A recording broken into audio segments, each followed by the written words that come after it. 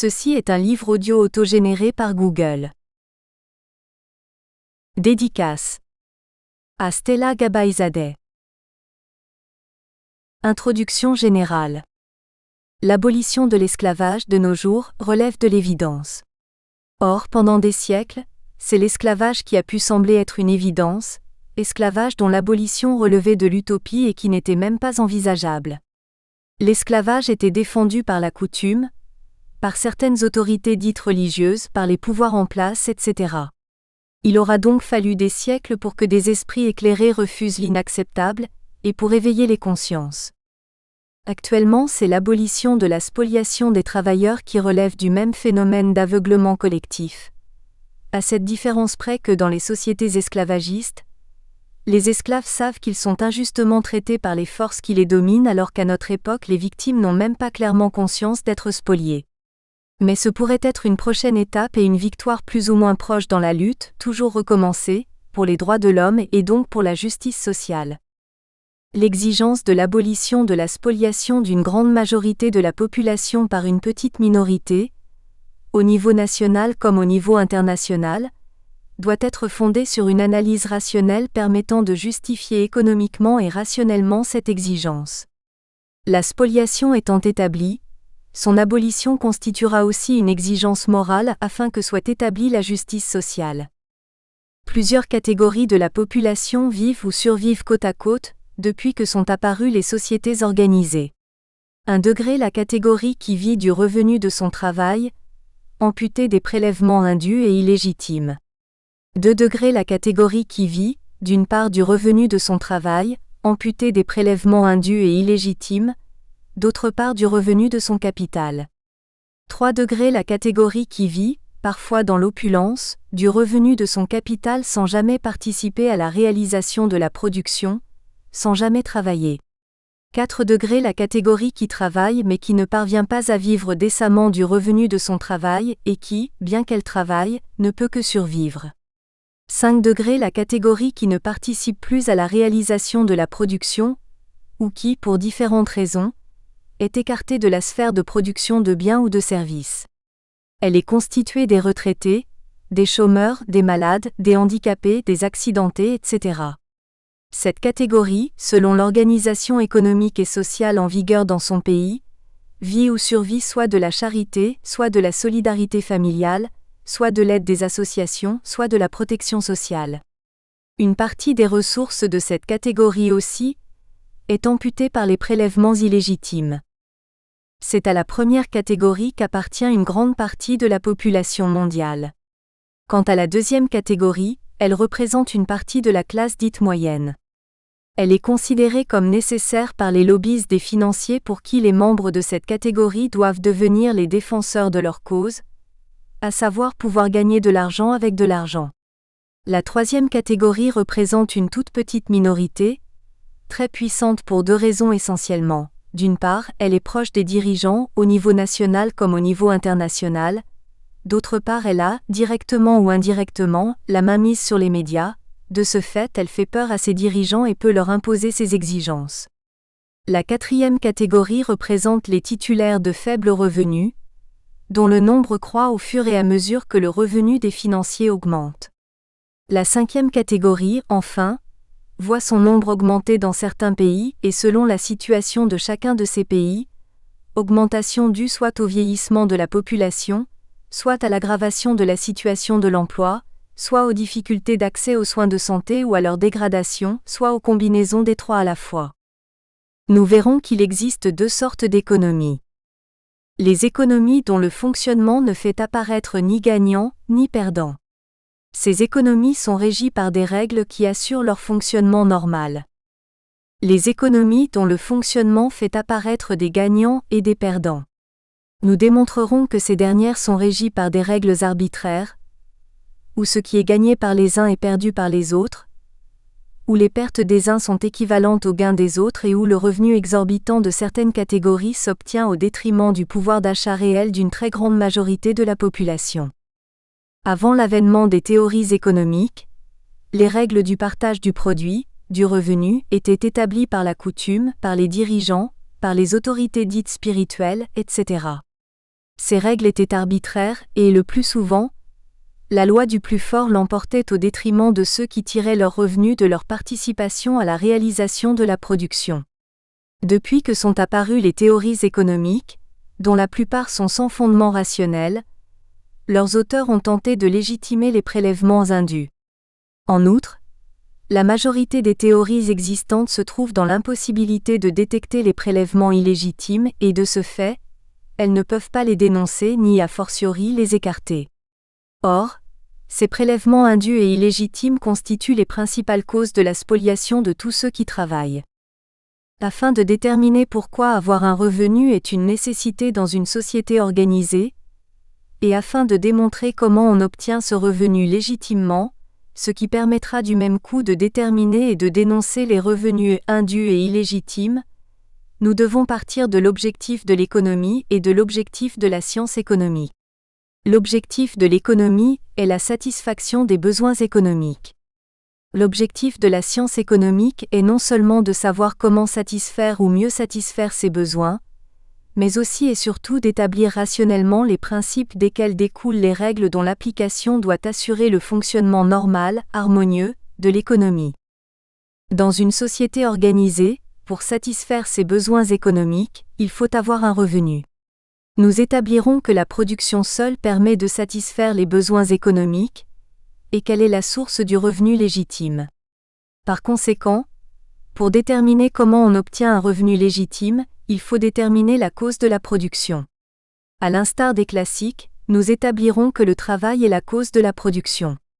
La production étant la source du revenu et le travail la cause de la production, il en résulte que, d'une part, pour obtenir un droit légitime sur les produits ou un revenu légitime, il faut participer à la réalisation de la production, et que d'autre part et par voie de conséquence, tous les autres revenus sont prélevés sur les revenus légitimes, donc au détriment des titulaires de revenus légitimes. La spoliation de certains pays et donc de la grande majorité de leur population par d'autres pays, existe aussi. Elle est réalisée par la force ou par la ruse. Pour établir comment apparaît la spoliation par la ruse, au niveau international, nous devons partir de la qualification de l'économie internationale et du principal objectif des relations économiques entre les pays. L'économie internationale est une économie d'échange. L'objectif des échanges, donc des échanges internationaux, est la réalisation de l'enrichissement mutuel. Cet objectif est atteint lorsque, d'une part, les taux de change sont établis dans le respect de la parité des pouvoirs d'achat, d'autre part, les pays réalisent une balance commerciale équilibrée. Or, ce n'est pas le cas actuellement. La spoliation par la ruse est une conséquence de l'établissement arbitraire des taux de change. Ces taux de change arbitraires sont aussi une conséquence de l'application de la théorie néoclassique, qui considère la monnaie comme une marchandise dont le prix est déterminé sur le marché par l'offre et la demande. Or, considérer la monnaie comme une marchandise est une faute grave, une hérésie. En outre, les relations d'échange entre les pays peuvent être un facteur de paix ou un facteur de conflit. Facteur de paix lorsque les échanges se réalisent dans l'équivalence, donc ne font apparaître ni pays gagnant ni pays perdant. Facteur de conflit lorsque les échanges ne se réalisent pas dans l'équivalence et font donc apparaître des pays gagnants et des pays perdants. Nous verrons qu'il existe au niveau international une deuxième sorte de spoliation due au fonctionnement du système monétaire et financier international actuel. Les théories économiques face au problème de la détermination du revenu. L'étude des diverses théories économiques, mercantilistes, physiocrates, classiques et néoclassiques, m'a permis de distinguer essentiellement trois sortes de théories. 1 degré les théories qui partent de constats. 2 degrés les théories dont les démonstrations sont fondées sur des constats et des hypothèses. Nous verrons que ces deux sortes de théories n'ont pas de fondement rationnel, qu'elles ne déterminent pas le revenu légitime et qu'elles se révèlent être partisanes. Ces théories établissent des règles arbitraires, et l'application de ces règles fait apparaître des gagnants et des perdants, cause des inégalités économiques et donc des inégalités sociales. En fait, nous verrons que ces théories tentent de justifier les revenus indus, et qu'elles se trouvent dans l'impossibilité de détecter et donc d'écarter les prélèvements illégitimes. Or, c'est l'ensemble de ces prélèvements qui est à l'origine de la spoliation des travailleurs. 3 degrés les théories qui ont un fondement rationnel, mais qui sont incomplètes, car certaines des règles qui régissent le fonctionnement de l'économie ne résultent pas des déductions logiques tirées de leurs prémices et principes. De ce fait, ces théories se trouvent dans l'impossibilité de déterminer le revenu légitime, de détecter et donc de dénoncer les prélèvements illégitimes. En outre, certains auteurs de ce courant de pensée ont même tenté de justifier les prélèvements indus, montrant par là à quel point ils peuvent être influencés par le constat de ce qui passe dans l'économie au lieu d'être guidés par une analyse rationnelle. Et je dirais que l'on touche là l'un des problèmes actuels, à savoir que la plupart des journalistes, des politiques, mais aussi, et c'est plus grave, des soi-disant économistes et scientifiques, se contentent de bâtir leur discours sur des constats qu'ils font passer pour des vérités établies. Comment la théorie néoclassique est-elle devenue la théorie dominante ? Actuellement, le cadre académique oblige les enseignants et chercheurs, dans le domaine de l'économie, à placer leurs recherches essentiellement dans le cadre de la théorie néoclassique qui domine la science économique depuis plusieurs décennies. On peut se demander comment on en est arrivé là. Tout d'abord, cette situation s'explique par l'étendue et l'importance des intérêts en jeu en économie. Comment les défenseurs de ce courant de pensée sont-ils parvenus à s'imposer ? Par la propagande. Ils dominent directement ou indirectement les organes d'information, indirectement du fait qu'ils financent ces organes par la publicité pour leurs entreprises, par la mainmise des financiers donateurs sur certaines universités, sur certaines revues dominantes, etc. Ainsi, pour entrer à l'université comme chercheur, comme enseignant et pour pouvoir publier dans la plupart des revues, des journaux, etc., il faut de préférence appartenir à l'école de pensée néoclassique. En outre, les auteurs néoclassiques sont parvenus à faire croire que leurs théories ne pouvaient qu'être vraies, puisque leurs démonstrations sont formalisées par des relations mathématiques. Or, il est impossible de rendre une théorie rationnelle par le seul fait de relations mathématiques si elle est dénuée de fondements rationnels, ce qui est le cas de la théorie néoclassique. Un exemple, parmi d'autres, permet de fonder cette affirmation. Les auteurs néoclassiques constatent que si l'on a de la monnaie, on peut exercer un pouvoir d'achat. Ce constat les amène à affirmer que la monnaie a un pouvoir d'achat, et à établir une théorie fondée sur l'équation des échanges, relation mathématique, pour déterminer le pouvoir d'achat de la monnaie. Ces auteurs confondent monnaie et revenu monétaire. Le cadre de leur analyse ne leur permet pas de concevoir que ce n'est pas la monnaie, mais le revenu qui a le droit légitime sur les produits. En fait, le revenu apparaît avec la production. En effet, s'il n'y a pas de production, il n'y a pas de produit. La monnaie ne peut donc exercer aucun pouvoir d'achat. La dépense de la monnaie, non transformée en revenu, sur le marché des produits qui existent, exerce un pouvoir d'achat illégitime au détriment du pouvoir d'achat réel des titulaires du revenu légitime. Pour mener une recherche sans contrainte, si ce n'est celle exigée par une réelle démarche scientifique, il faut renoncer aux avantages présentés par le système actuel, mener une recherche indépendante et se détacher de l'influence des lobbies de la théorie dominante. C'est ce que j'ai fait. J'ai toujours pensé qu'un chercheur devait être au service de la vérité, qu'il devait se méfier des vanités. La théorie économique, fondée sur un raisonnement rationnel. L'économie est une science, elle a des principes ou lois. Mais à la différence des sciences de la nature, par exemple la physique, la science économique n'a besoin ni d'observation ni d'hypothèse pour établir ses lois ou principes. En fait, seule une analyse rationnelle, partant des prémices de l'économie, permet d'établir les principes de l'économie. Les principes de l'économie ainsi établis concernent essentiellement la phase de la production. Les décisions prises sur le marché n'ont pas d'effet sur les principes, car ils sont immuables, ils sont vrais dans l'espace et dans le temps. Un exemple, le principe selon lequel la production seule est la source du revenu est toujours vrai. En effet, sans la production, il n'y a ni produit ni revenu et aucun besoin économique ne peut être satisfait. L'économie est aussi une science sociale. Le marché, la phase de l'échange, est le lieu où sont établies les relations économiques entre les agents économiques. Par conséquent, le fonctionnement de l'économie a besoin de règles. Toutefois, il existe deux sortes de règles, les règles qui découlent des principes établis rationnellement et les règles arbitraires. L'application des premières assure le fonctionnement normal, harmonieux, de l'économie. Par exemple, l'application de ces règles ne fait apparaître ni gagnant ni perdant. C'est là l'une des vérifications qui permettent d'attester le fonctionnement normal de l'économie. L'application des secondes, en revanche, n'assure pas le fonctionnement normal de l'économie et fait donc apparaître des gagnants et des perdants. Similitude entre les travailleurs dits libres mais spoliés et les travailleurs esclaves. La spoliation des travailleurs dits libres peut être assimilée à une sorte d'esclavage. Il est vrai que dans une économie esclavagiste, les travailleurs esclaves ne sont pas libres et qu'ils n'obtiennent pas le produit de leur travail, c'est leur maître qui se l'approprie dès la production. Toutefois, les maîtres doivent entretenir leurs esclaves afin qu'ils puissent participer à la réalisation de la production et afin qu'ils soient le plus productifs possible.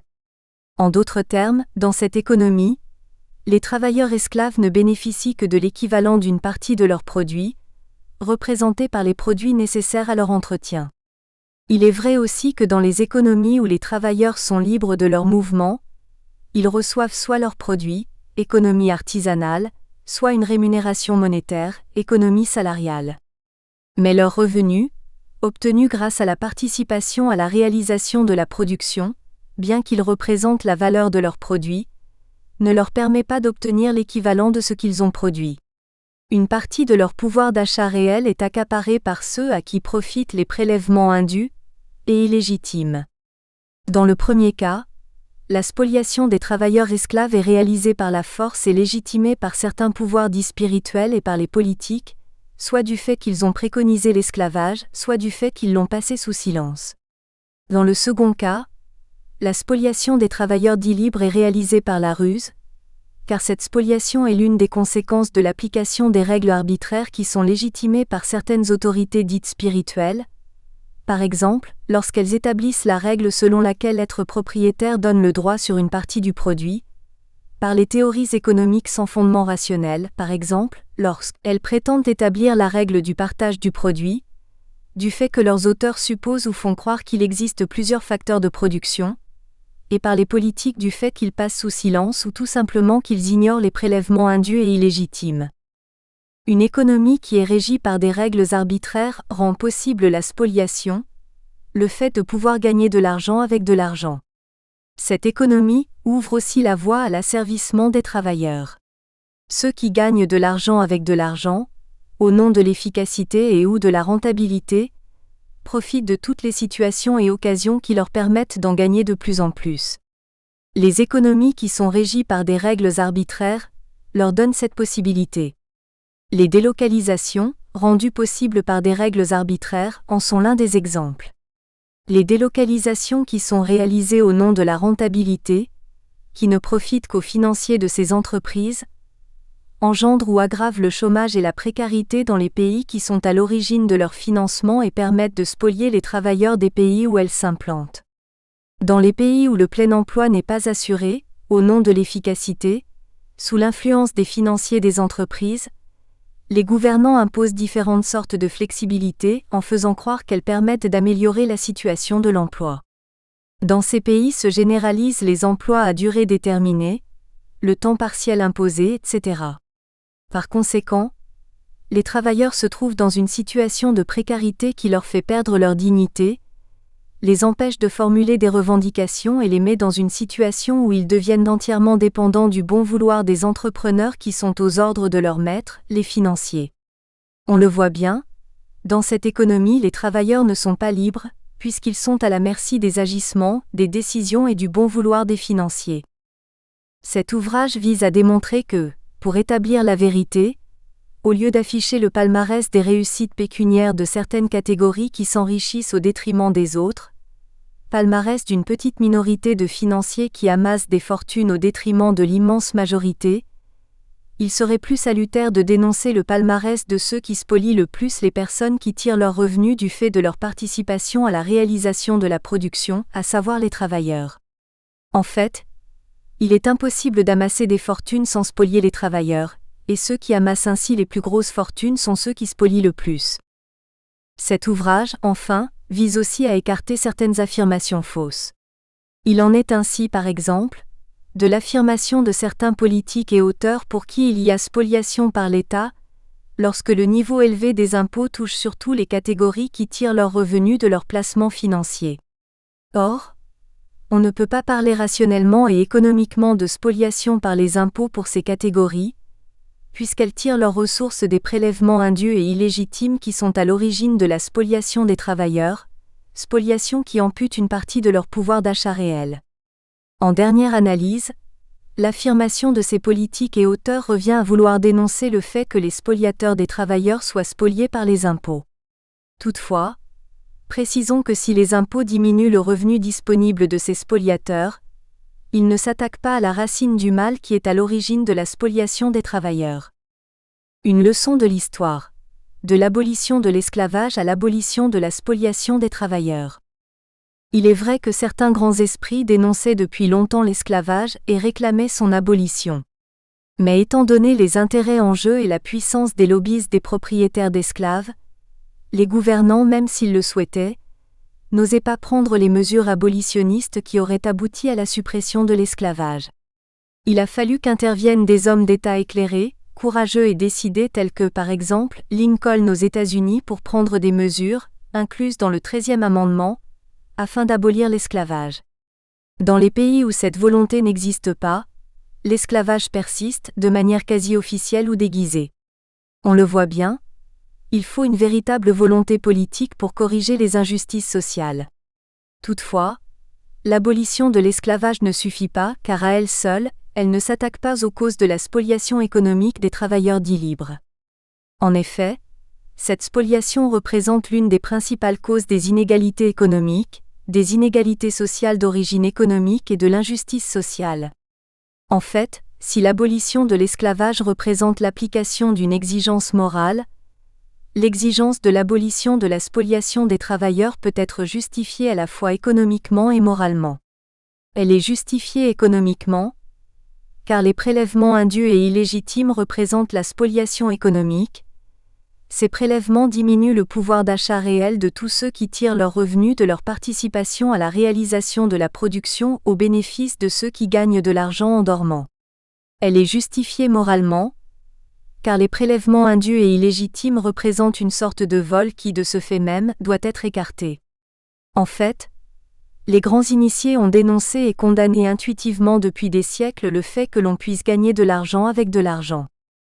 S'il est important de dénoncer la spoliation des travailleurs, il est tout aussi important de savoir comment l'écarter, aussi bien au niveau national qu'au niveau international. Nous verrons que l'application des règles qui découlent logiquement des principes de l'économie établis rationnellement permet d'assurer le fonctionnement normal de l'économie nationale et de l'économie internationale, par conséquent, d'écarter la spoliation des travailleurs. Des solutions existent pour écarter cette sorte de spoliation, mais ce qui a manqué jusqu'à présent c'est une véritable volonté politique pour les faire appliquer. En effet, au niveau national l'application des règles du fonctionnement de l'économie nationale constitue l'une des prérogatives de l'État dans le domaine de l'économie politique. Au niveau international, il revient aux dirigeants des organisations internationales telles que le FMI, l'OMC et la Banque mondiale de faire appliquer les règles du fonctionnement normal de l'économie internationale. Le monde dans son ensemble et chaque pays en particulier ont besoin de dirigeants et hommes d'État éclairés, courageux, décidés, indépendants de toutes sortes de lobbies et qui soient au service du plus grand nombre pour faire appliquer ces règles, non seulement afin d'écarter la spoliation de tous ceux qui tirent leurs revenus de leur participation à la réalisation de la production, non seulement afin d'écarter le pillage de certains pays par d'autres, mais aussi afin d'assurer le fonctionnement normal des économies nationales et de l'économie internationale. Chapitre 1. Comment sont réalisés les prélèvements indus et illégitimes? 1. Introduction. Il existe deux sortes de prélèvements indus. 1 degré, les prélèvements indus qui diminuent le pouvoir d'achat réel des travailleurs au profit de certaines catégories à l'intérieur d'un même pays. 2 degrés, les prélèvements indus qui sont réalisés au détriment du pouvoir d'achat réel des travailleurs d'un pays et au profit du pouvoir d'achat réel de certaines catégories dans d'autres pays. Ces deux sortes de prélèvements sont cumulatifs, en ce sens que les travailleurs de certains pays perdent à deux niveaux une partie de leur pouvoir d'achat réel. Nous espérons que vous avez apprécié cet aperçu. Pour continuer à écouter ce livre audio sur Google Play Livres, utilisez le lien dans la description de la vidéo.